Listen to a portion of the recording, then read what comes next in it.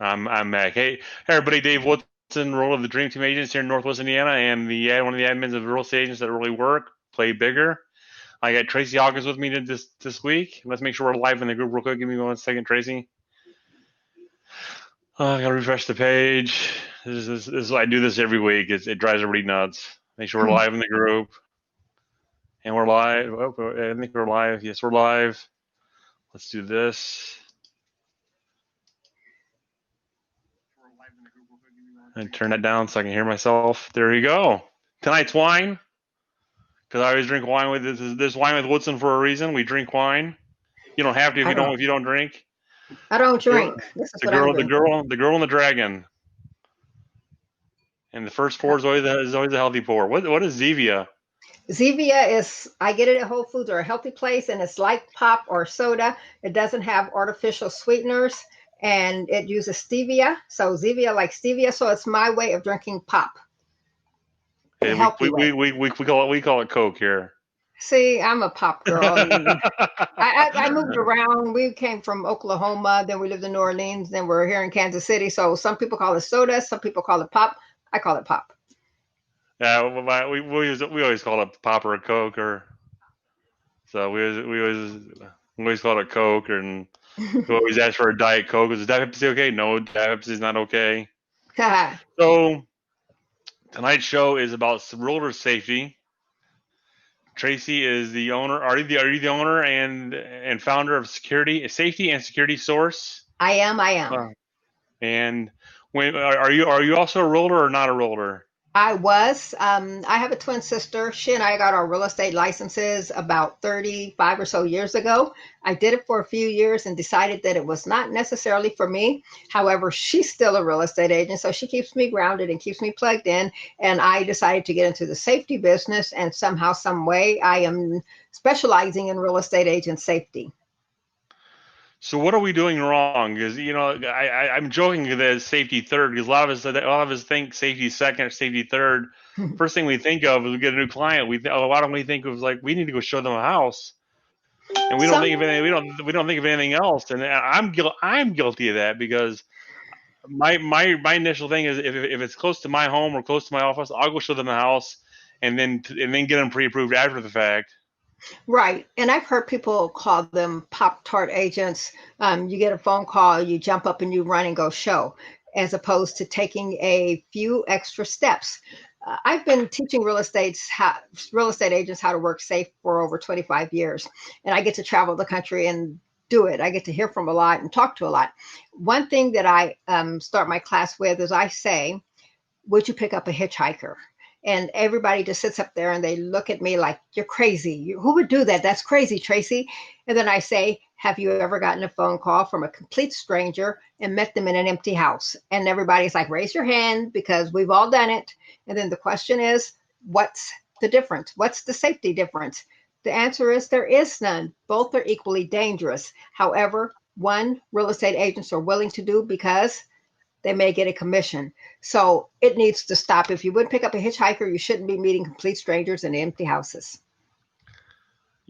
I've never in a million years thought of the same way because I've only picked up one hitchhiker my entire life. Ah, never, Eh, ever, ever, ever. I know it was stupid, but my mom yelled at me for doing it. But Okay. So I two, won't. picked up two. I can't. My, One was stranded at a train station, and she was young, oh, it was a and so girl. you can see why Okay. I did it now. Exactly. And Wrong. the other one just looked harmless, and so I did, and I took him about 5 miles out of my way and dropped him off, and everything that was it. Okay. And let me stop you right there. You said the other one looked harmless. One of the other things that I teach at the top of my class is don't judge a book by its cover. Because a lot of times we think we can size someone up just looking at them.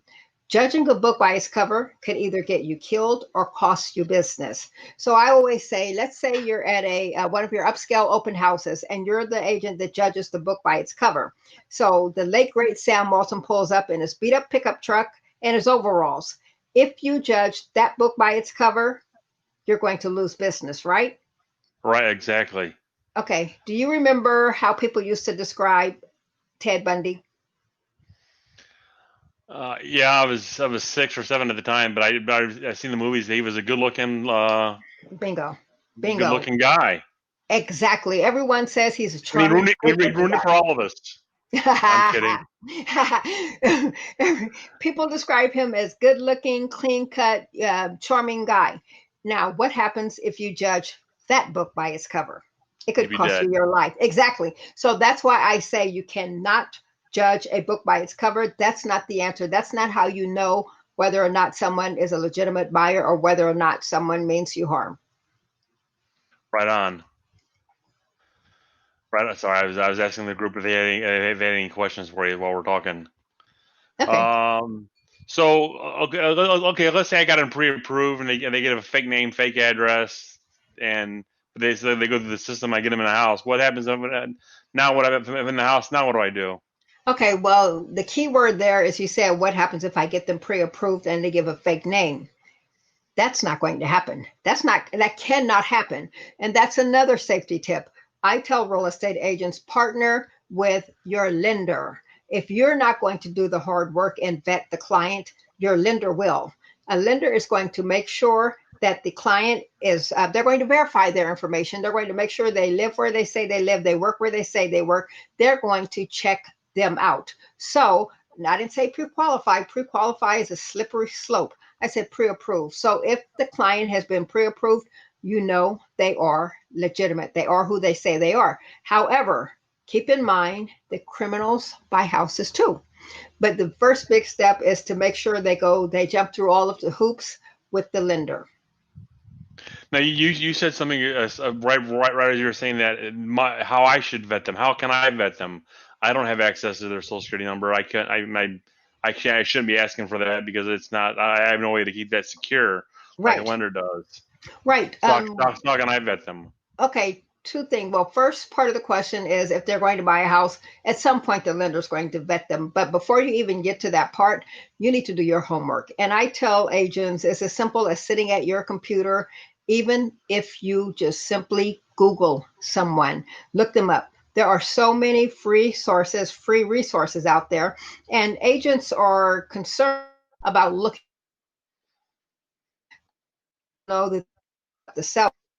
I had went to a list where had that something quite right, and it wasn't quite right because no one ever thinks to check the sellers out and to make sure they're legitimate and that they're actually supposed to be there, that they actually own the house. Google your potential clients. Utilize some of the groups, some of the pages like Spokio people.com. There are so many. Those are just the tip of the iceberg.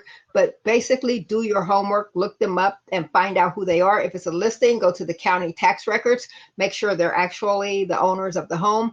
There's so many steps you can take. And keep in mind the same steps that you're taking to make sure they are who they say they are. They're going to be taking those same steps to check you out as well. Wow, I guess when I take a listing, I've always made sure the guy who called me owns the house.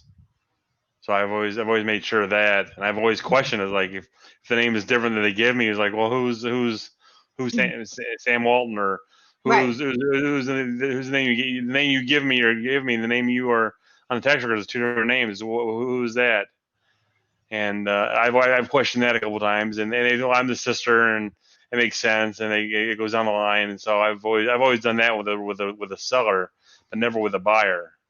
Right, right. But you need to be vigilant. If you're, it's the same difference going into a seller's home and it's just you and a seller you don't know for a listing appointment. It's the same difference as meeting a complete stranger in that house. And agents don't think about that part of it because typically there's not a lot of crimes there. But as soon as there is a crime, then all of a sudden agents will be vigilant.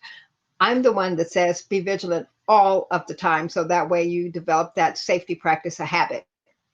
Yeah, because I've always lived by the rule. I'm a big guy. I'm about 6 foot, 225 pounds, 235 pounds. Mhm. You would take a lot for you to take me down, but if they Mhm. got a gun or a knife and I don't have that, and I don't go down, I don't go to the basement first. I always Right, make them go. I make them go up or down, up and down the stairs first. So I'm right. I'm always ahead, I'm always behind them. And that's another tip that I give as well. The client always leads. The consumer leads the way. And after a while, it becomes second nature. You don't have to think, who goes where and who does what. You step to the side and say, go into the room. I'll stay out of your way. You go upstairs first or go downstairs first. And a lot of agents don't want to ever go in a basement or an attic or loft space. Sometimes those spaces have something to be seen. You may have to show a feature.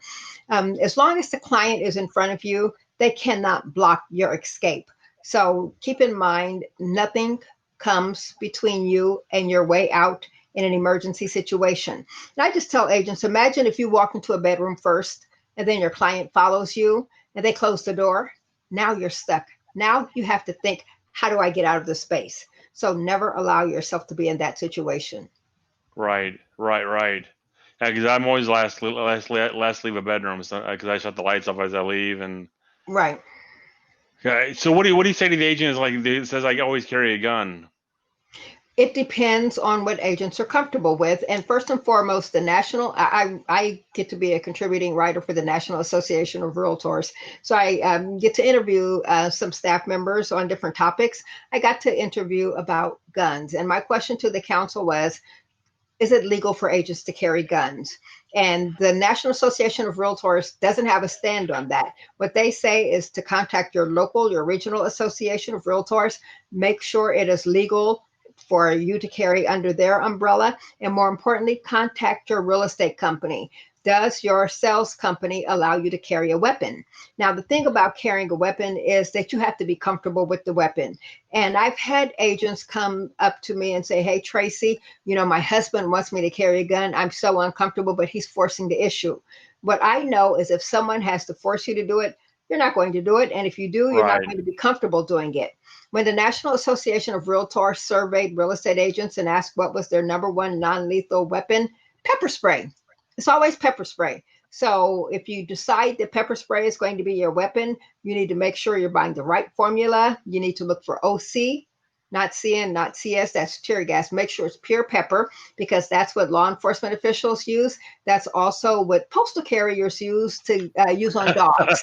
Well, it works. It's non-lethal. It's the same thing you and, have in and your and that kitchen. is OC. OC is what you're looking for. That's the pepper. If it says CN or CS on the label, that is tear gas. And tear gas is an antiquated formula. It doesn't work as well, which is why law enforcement officials don't use it. It causes pain. So if someone's out of it, they're on drugs or out of it, they're not going to feel that pain. And it may very well escalate the attack and make it worse. So pepper spray is the choice. Nothing is 100%. But pepper spray causes an involuntary reaction, causes the eyes to burn in water, the mucous membrane swells, so they're coughing, they're hacking up a lung, and the effects last about 30 to 40 minutes. That gives you time to get out of that situation. Wow. 30 to 40 minutes. I didn't know that. I didn't know it lasted that long. Well, if you accidentally spray yourself, you'll know. You'll understand. But then people are worried about accidentally spraying themselves. But the good thing about pepper spray is non-lethal. After 30, 40 minutes, the burning stops. Splash your face with cold water, get some fresh air, and just basically wait for the burning to stop. It will not kill you, but it at least buys you time in a situation if you need to get out of there. And then I hear people say, well, what if they take it from me and use it against me? If you're paying attention and you have your weapon, whether it's pepper spray, it could be your phone with a safety app on it, wherever your whatever it is, it needs to be accessible, and you need to be paying attention and vigilant. That way, no one can sneak up on you and take your weapon from you. Are there any phone apps you brought it up? Is there any phone apps that you suggest that we use? Actually, there's something new out there. I've never seen anything like it before. I've been doing this for a while. I am the one who, since I write and I've made myself an expert in this area, so people seek me out. So many app companies have come to me and say, hey, Tracey, sell my app, tell agents they need me. I'm very, very cautious with who I work with. Oh, of course, And it's your name. exactly. And not just my name, people trust me with their lives. So I am extremely serious about it. So what I say, if you have a safety app, there has to be, in my mind, it must have GPS. That way, if you're missing, someone can locate you and find exactly where you are and send law enforcement official. Secondly, it must have a live component. I don't like the apps where If you're in trouble, you push the button and it sends a text message or an email to your contact list. Because if your contact list is relaxing and they don't have their phone with them, if they're not the ones who have their phones constantly in front of them, you're in trouble because My help's wife. not coming. Well, see, help's not coming. So there is actually an app, and they didn't come to me. I went to them. It's like, tell me about your app. It has a video component. So that's excellent in this virtual world that we're living in now. It's called Agent Safe Walk. It is specifically for real estate agents, which is another factor that I like. So Agent Safe Walk works by having your cell phone, and let's say you're in a situation where you're meeting a new client and you feel a little uneasy. You can say to your client, look, we have a safety policy. They click the button and then a monitor is going to show up on the phone, a live person on the other end. You can say, look, this is our safety monitor. Say hi, make them say hi. And then they know right then and there, this agent is not really alone. There's someone watching us. And now my image is out there. They can identify me. So you've kind of tricked them into capturing their image. And secondly, you've alerted them. I'm not alone. Someone can see and hear what's going on here. So I like that it has an actual live person. So it could be your live person, someone at your company at the front desk who is the monitor, who will, always get all the calls whenever anyone's in trouble, or you can use an outside company who's been trained to be a monitor. So I love that component. And if something happens, they're able to trace your path. They can see exactly where you've been, share that information with law enforcement officials to make it easier to find you. So Agent Safe Walk is what I am really liking right now. Yeah, and another thing that agents can do is talk about things like this. Mhm. I had a guy a couple years ago that kept coming to my open houses. That was, I called him Pablo the Panty Sniffer because that's what he was. He was going through Oh. drawers, and I caught him. And when he came to my open house, my personal open house, Mhm. 2 hours after it closed, I was like, dude, you go away from here because I know who you are. And I called the brokers and asked them if they had the same issue, and he was like, yeah, we all know who he was because they were all talking about him. Because Wow. my office is in one town, I was showing houses in another town, and they all knew who he was because they were all talking about who this guy was. They all knew who he was, and that went a long way because they all, he'd been arrested for doing this for. Wow. So they weren't So able to stop him? no, because there was lack of proof. They arrested him, but he had to let him go because there was really lack of proof. Right. And My that word, reminds my word against your word. exactly. But Dave, that reminds me of the story that's happening in Houston. Last week, a real estate agent, and I see the one of the in the chat section, someone told a story, and that kind of triggered the story that I'm going to talk about. Similar, she's talking. The member here is talking about not doing open houses because a guy pretended to be a builder and he would text her all the time. So he was pretty much harassing her. And then he started sending pictures of his private parts, and her husband got involved. They called the police. So he said he was coming to their house. So they were living in fear. In Houston, a real estate agent was getting text messages from a guy. It started out as a legitimate, client. He had questions like he was really going to buy. And all of a sudden, his text messages started to get more suggestive, more sexual. And she would try to get rid of him. And then it escalated to where he threatened to sexually assault her. And then she said something along the lines, well, my husband's here. And then he said, well, I'm going to kill you all. So it just really Oh, got out of control. But it brought to light that over the past decade, about 100 real estate agents in Houston have been contacted by someone who sounds similar to this guy. So that's been in the news lately, as well as the real estate story. Roanoke, Virginia, on Saturday, a real estate agent was hosting an open house, and then a guy came in and he physically assaulted her, and she suffered from blunt force injuries trauma. to the head. Right, right. So she is in the hospital with severe head injuries. She's going to be there probably a few more weeks, and it's tragic. But the upside is he was arrested the following day, and the real estate community is rallying around that real estate agent, and they're actually her name is Lenora Bannington, and there's a GoFundMe, GoFundMe account. right? And they wanted to raise, I think, 250,000, and they did 55,000 in one day. And I checked last night; they were up to like 88,000, and maybe this morning 90,000. So real estate agents are rallying around her. The interesting thing is The last time a real estate agent was actually killed on the job was New Year's Eve. And that was Monique Bow, and that was in Minnesota. And she did the same thing as so many real estate agents But do. wasn't she a target of a? Wasn't she a target of because of her boyfriend? Well, everybody tried to say, well, that's not a real estate story because it's about her boyfriend. But here's how it's a real estate story. As a He real got estate her there. agent, He got her there because of the real estate angle. exactly. He called a real estate agent and said, meet me at this house. She met a stranger at the house. So regardless of who he was, her real estate career caused her to meet a stranger, unfortunately. And I've done it too. I used to be a real estate agent, as I told you all. How many times have I done it? And I know my sister's done it too. So my whole point is every agent's done it. It needs to stop. You need to stop showing up. In another high profile real estate agent, same exact story. She got a phone call, met them, and she was kidnapped, and her body was found later. So That's Beverly. that's Beverly the Beverly Carter story. Carter. I was Exact. going to Right. say another name, but I knew that wasn't right.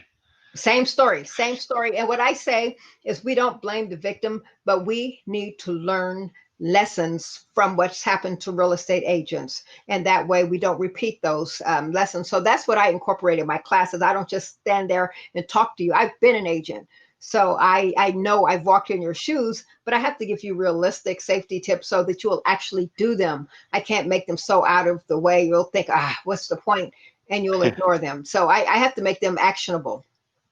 So what can an agent do to protect themselves at this point? If they're gonna still meet someone out, stranger danger. Let's go from that angle. If they're Okay. still gonna meet them out, how can they protect themselves at this point? I used to say, and all safety experts used to say, come into the office, CITO, come into the office first. And the reason the real estate agent was advised to have the clients go into the office first is because it increases witness potential. Criminals are cowards. Criminals don't want to be identified. They want to meet you somewhere where it's you and them, and they do whatever it is they need to do to you. However, if you had them meet in the office, someone's going to see them and be able to identify them, whether it's someone at the front desk, an agent, or your broker, whoever. So increasing witness potential is the key. However, I understand there are virtual real estate companies out there now. I understand that agents who work for traditional companies work in a virtual manner. They don't really go into the office. So I hear safety experts or people saying meet in a public place, go to a coffee shop. I have to draw the line there, and I have to say that's not the answer. If you You broke up on me. you either, exactly, and they're not going to be. I say meet in a public place where you are known. Someone has to know you. So if it's your neighborhood coffee shop and they know you when you walk in, then that's a different story, because if you've been there, they can tell law enforcement officials, yeah, I saw them for sure. They know who you are. However, I also say meet at one of your affiliates' office. That could be your lender's office, your title company, your insurance agent's office. If it's closer on the way and your office is out of the way, just pop into their office, have a meeting, use their copy machine, do your paperwork. But the point is you need to stop meeting complete strangers, and you remove some of the danger by actually meeting them in advance where there are people around, witnesses around. And if that doesn't work, again, I go back to that agent safe walk. An agent safe walks, you hold up the phone and say, hey, say hi to our safety monitor in the office. And then that puts the client on alert that there's someone live looking at me. I've been identified, and they know where we are. So whatever it takes to show that you're not alone. Is there a cost to agent safe walk?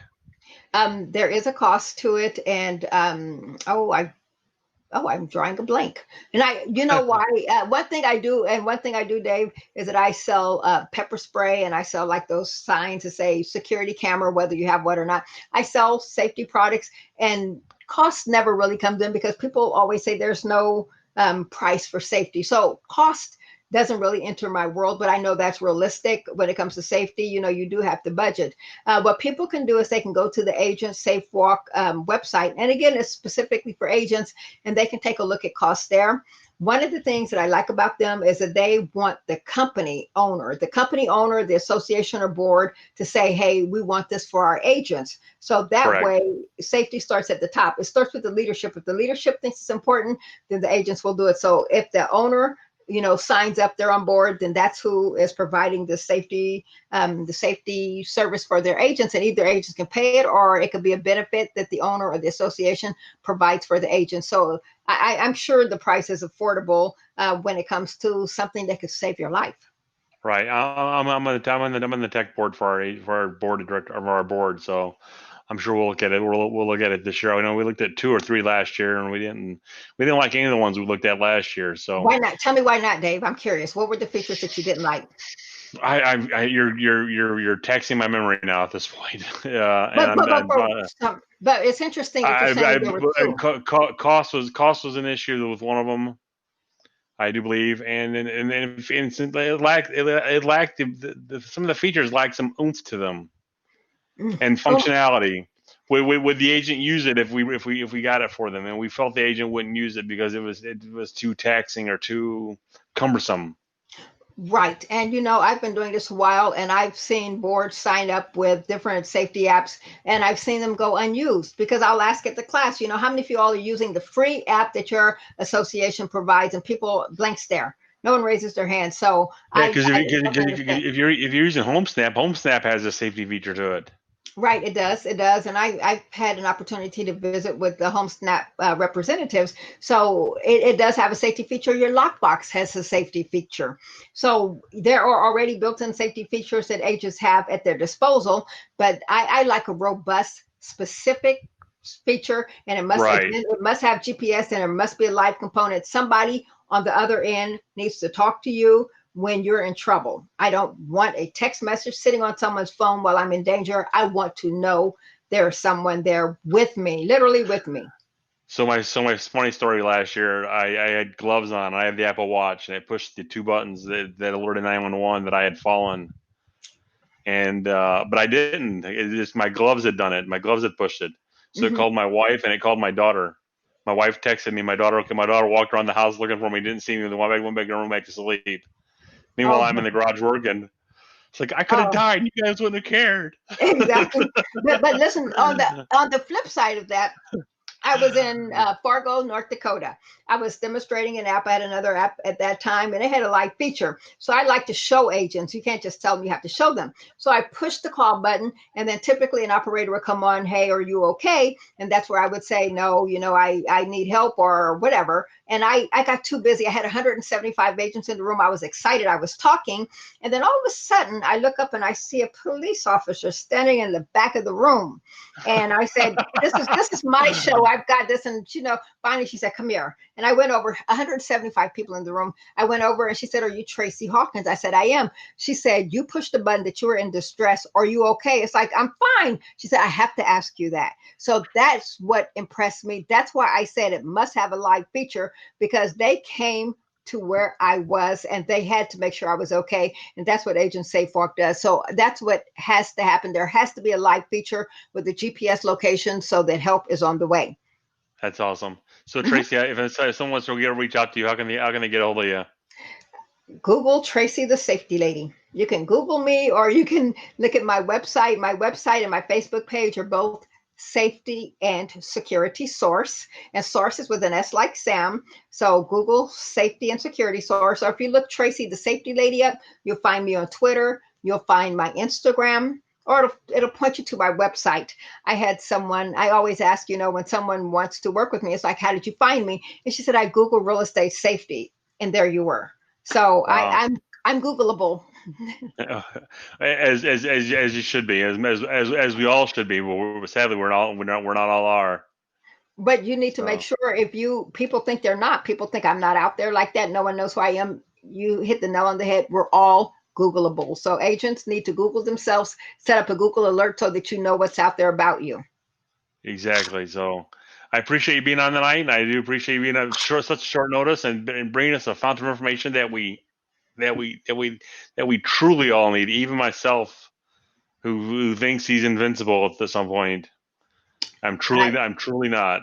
I wrote an article about 4 things that male agents do to get themselves in trouble for Realtor magazine. It was the #1 article of the year. So men think they're invincible. Everybody needs to be safe. Right on. I appreciate being on, Tracy. Okay, thank you. We'll be on next week, same time, same channel. Any questions, feel free to reach out to me at Dave Woodson at dwoodson@gmail.com or call me at 219-872-8000. See you guys next week. See you later. Bye. Be safe. Oh, thanks, Tracey. Thank you, Dave. Okay, I can't find print.